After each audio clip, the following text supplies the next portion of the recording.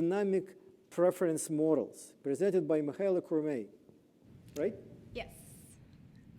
Thank you so much for the introduction. Hello, everyone. My name is Mihaela Curmei, and I'll be presenting our work on psychologically grounded dynamic preference models. This is joint work with Andy Haupt, Benjamin Recht, and Dylan Hadfield-Menell. Sorry. Which one is the next? Green button. Green button. Green. The green. Oh, the small one.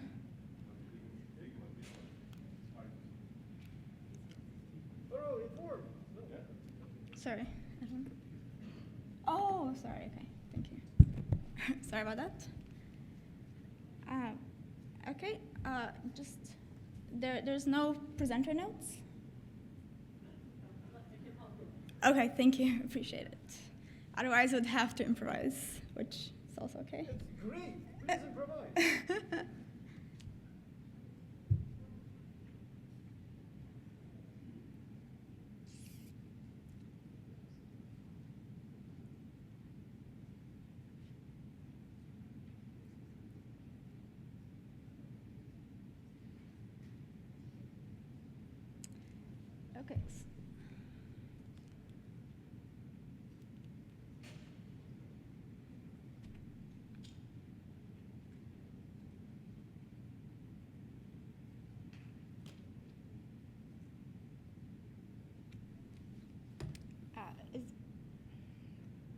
They're not visible. It's okay.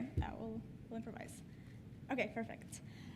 Yeah, so in this talk, we'll talk a lot about behavioral models. So typically when we model behavior in recommendation systems, we often assume that there is a true intrinsic preference that a user has.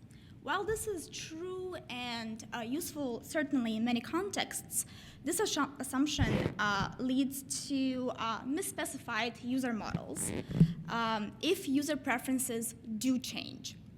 This, in turn, may lead to poor generalization performance from benchmarks to deployed environments.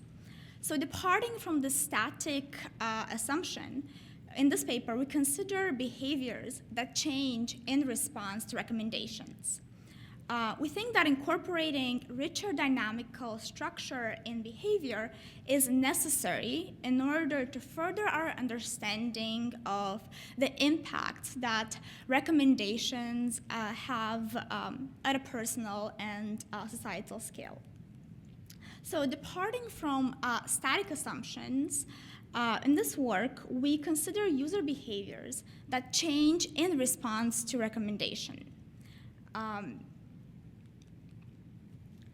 In this paper, we will look at 3 case studies of behavioral effects that are relevant to settings in recommendation systems. We mathematically formalize corresponding preference update models for the psychologically grounded effects.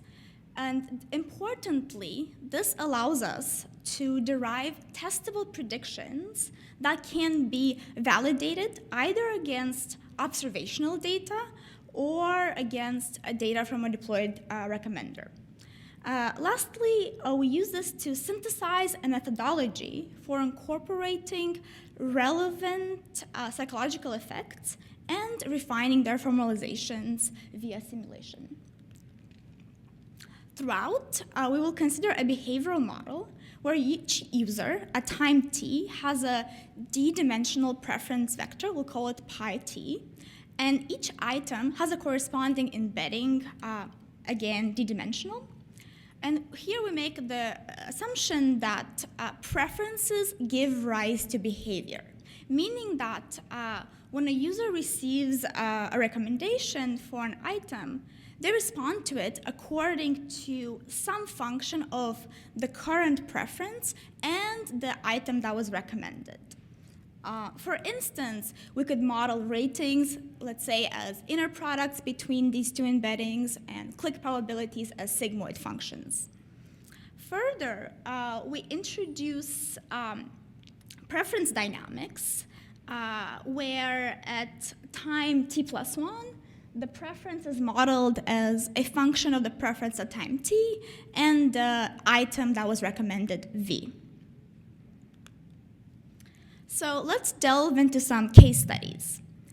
First, we consider mere exposure, also known as familiarity effects. This effect posits that people tend to like more what they are exposed to more often. There's evidence in psychology of this effect. There's evidence related to recommendation systems in the context of advertisement. Mathematically, we formalize this effect as saying that the preference at time t plus 1 becomes a linear combination of the preference at time t and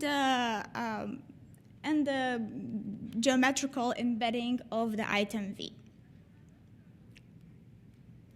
The second effect we will consider is operant conditioning, which is a behavioral effect that posits that engagement tends to increase for stimuli associated with the positive feedback and decrease for stimuli associated with the negative feedback. In the context of recommendations, we will say that an item is a positive stimuli if the utility or the engagement derived from this item exceeds some expectation, some baseline, and negative otherwise. There's different choices of how to model this kind of baseline expectation, and here we model it as a discounted average of previous engagement scores from interacting with the system. So based on historical ratings. And mathematically, we model this dynamic shift. When we recommend a new item, the preference moves in the direction of the item if the surprise term is positive, and in the direction of the negative item if the surprise term is negative. And the magnitude of the shift is proportional to the magnitude of the surprise term. Lastly, we will consider hedonic adaptation, which captures the phenomenon that levels of engagement tend to return to a baseline.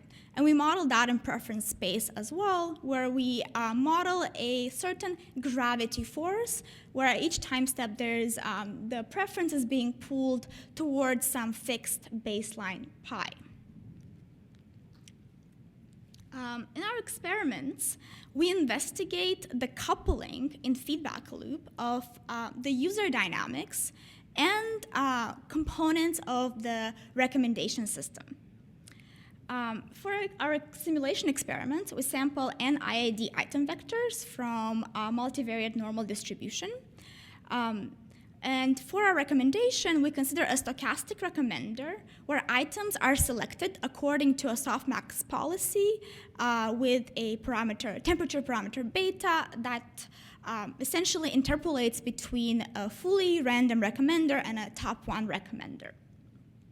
And these scores upon which the softmax recommendations are being drawn from are based on predicted scores, where we predict scores based on learned user preferences from historical data.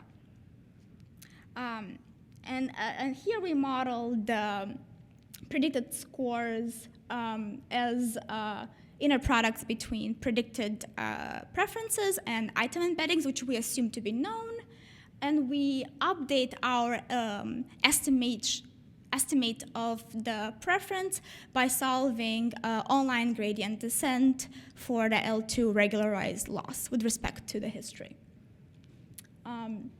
And in each experiment, we posit a different model of user behavior according to the psychological effects that we wish to model.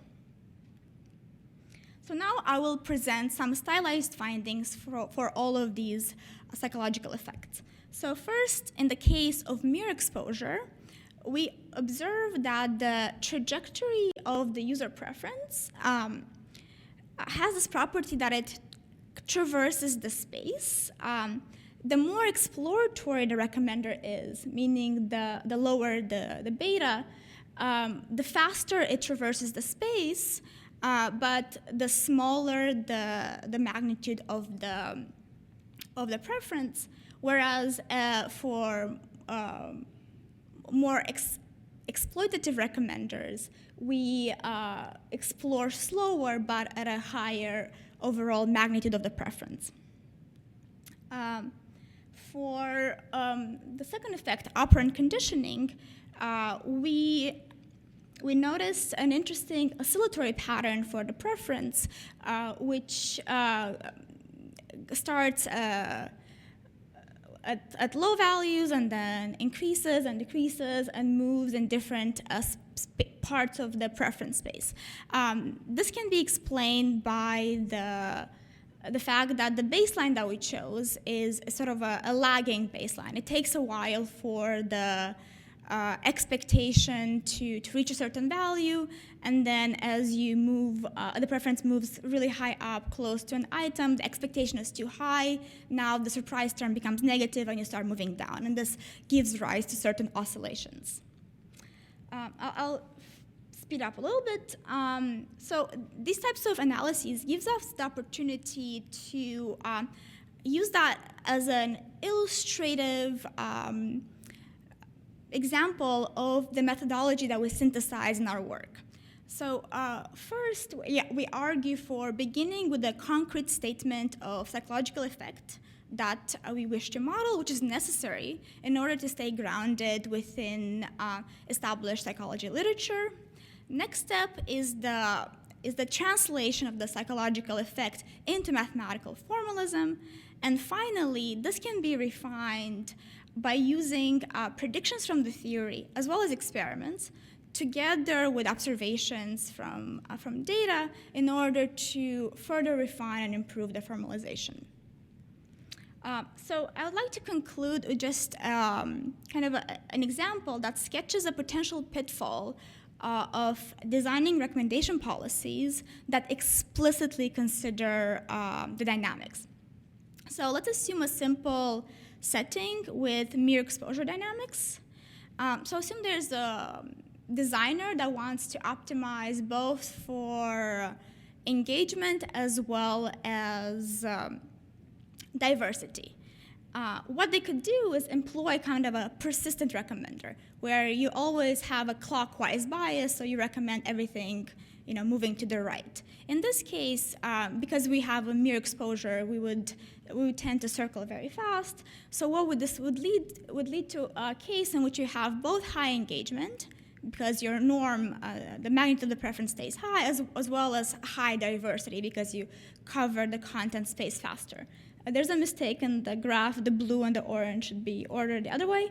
But what we see here is that having this bias, persistent bias leads to recommendations that are both higher in engagement as well as higher in diversity. But this example is sort of simple enough to see that what we have done here, it's not very kosher. We are essentially limiting the user agency by having a very specific bias in the recommendation, but this wouldn't be necessarily clear if you didn't know that there was this behavioral effect at play. And you might look at this picture and say that you have some very good intervention to improve both engagement as well as diversity. So in summary, our work illustrates a methodology for modeling the effects of consumption in recommendation systems and their effects on user preferences.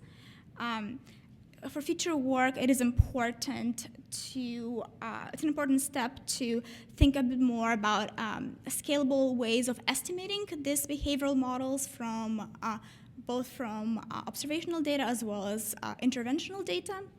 And lastly, an aspirational goal of ours is understanding how incorporating such user dynamics can lead to better recommendation system design. Thank you very much.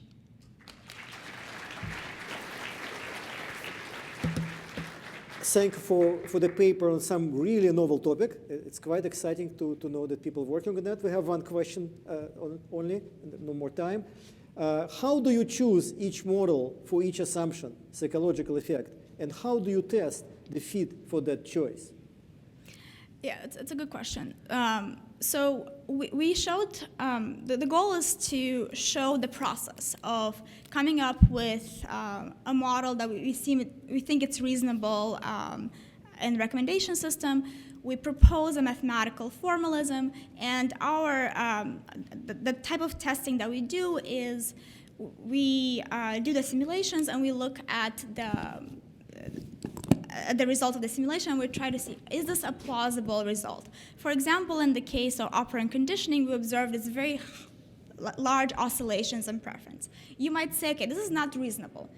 Preferences don't have this very clear oscillatory patterns with this clear periods and amplitude differences. So you might say, okay, there's two things that might go wrong. Either operant conditioning is not the main psychological effect that operates here, or that our mathematical formalism is wrong. So maybe what we have done wrong is how we've modeled our baseline. So it gives you a way to at least kind of a first step approach in trying to understand why, let's say, your mathematical formalism might have been wrong.